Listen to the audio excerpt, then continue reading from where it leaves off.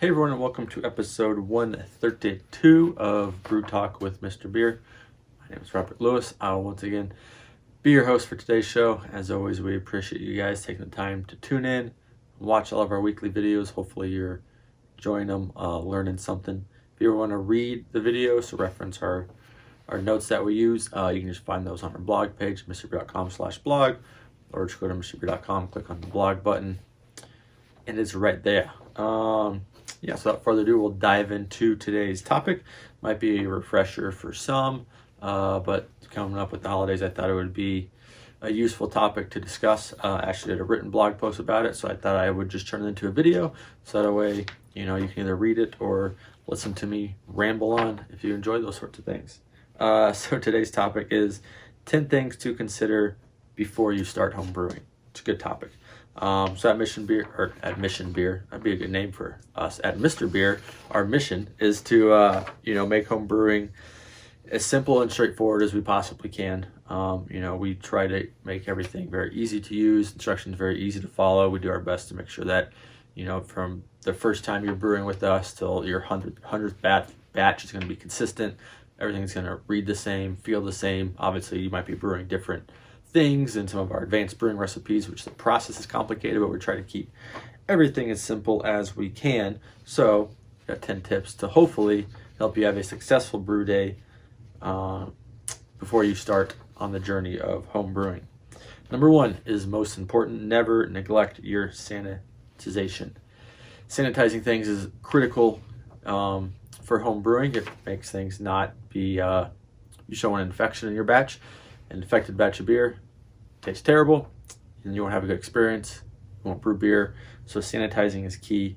A good rule of thumb is to sanitize anything that might come in contact with your beer. Make sure your hands are clean. And cleaning also falls under this category. So after you brew a batch of beer, clean out your fermenter really well. Make sure there's no crud left in there. After you drink a bottle of beer, rinse out your bottle, make sure there's nothing left in there. It's going to help your equipment last longer. It's going to help prevent infections in future batches. So just make sure you are sanitizing well. Step number two is move quickly once your wort is off the heat. So if you are brewing a recipe that has hops in it and you're boiling for bitterness, if you have a heat over 175, which usually you might get to with some of the hop boils, your hops will continue to bitter within your wort. So even if you take your pot off the heat and you're just sitting on the counter and you're doing some things for 5-10 minutes, it's still going to keep creating bitterness until it starts to cool down. So that's why in the instructions we recommend you put cold water in your fermenter, and once that is done boiling, whatever step you're doing, dump that right in your fermenter. It's going to cool it down, stop it from bittering, so you won't get an overly bitter beer. So this helps make sure that your bitterness is on point where the recipe was designed for it to be, and to make sure that you don't get any unpleasant flavors in your brew. Number three, if you are not enjoying lighter styles of beer, try like a stout or porter. It's kind of a piece of old brewing advice, but darker beers always are more forgiving. So if you're having trouble, maybe keep having a certain off flavor, something keeps tasting right, try brewing a dark beer. It could be that something's off with your sanitizing, there's something off somewhere, and that way you can at least maybe help you hone in the process. You can get a good drinkable beer and keep experimenting from there. Dark brews, it's an age-old tale of home brewing, tend to leave a little more margin for error in the brewing process because all their rich malty flavors can cover up some of the off flavors you might typically get. Number four, use high quality fresh ingredients.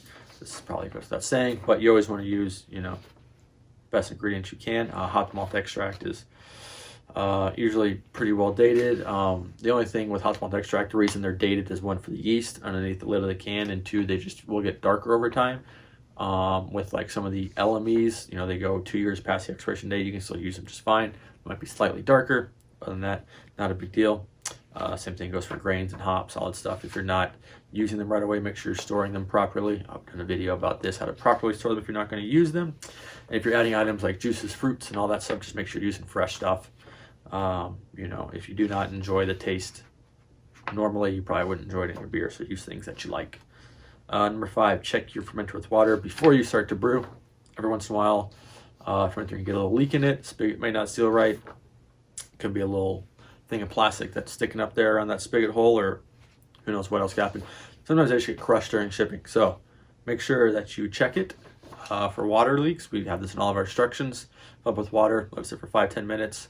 Run some water through the spigot, let it sit for a little longer. If you get any leaks, try to retighten it. If it still leaks, call us. We'll send you a new one, a new fermenter free of charge. Number 6, think about the future. Make sure you are available to bottle your beer when it will potentially be finished. You know, we get this a lot in our customer service calls where people will brew a batch of beer. They're like, oh, I'm going out of town in 2 weeks. For 2 weeks, I can't bottle it. For another 4 weeks, we'll be okay. So plan ahead. You know, read the instructions of beers that are going to be done in 10 to 14 days or at 21 days. So depending on what you're brewing, that's going to be your time frame. Make sure you can bottle sometime in that time frame. Read and understand the brewing instructions before you get started. I think this is a critical task, especially when you're adding in extra ingredients like hops and grains you're not totally used to it, or if you're adding fresh fruit, you got late dry hop additions.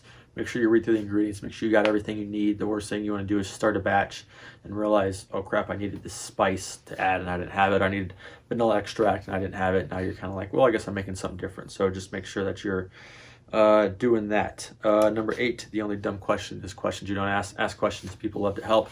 Homebrewers love to help. So we got our Facebook group, Mr. Beer's Brewing Society, so we can help you. Call customer service, shoot them some emails, do all that fun stuff. Number 9, get yourself a brew pot. You know, I mean, Mr. Beer refills work in small kitchen pots, which is really good. But if you want to move to some of our other recipes and more advanced brewing recipes, you will need at least a 2-gallon pot. Number 10, bring a friend. Brewing with friends is fun. Mr. Beer makes things, you know, easy, enjoyable to hang out, drink beer, brew with friends. You know, it's fun. Me and Matt do our, you know, beer tasting videos, kind of try to get them up weekly, and we enjoy having a good time hanging out, talking about beers, drinking beers. So it's really fun. That's going to wrap it up for this episode. Hopefully you guys enjoyed it. If you did, please give us a like or a comment. We appreciate that. Make sure you're following us on all social media platforms. We are at Mr. Beer on Facebook, Instagram, and YouTube is where we're most active. And I mentioned earlier, join our Facebook group, Mr. Beer's Brewing Society. You can find that just by searching Mr. Beer's Brewing Society on Facebook. Keep an eye on your inbox. We got another big sale kicking off tomorrow. Maybe get some free things, maybe a little fermenter type thing sale, you know, see how that goes.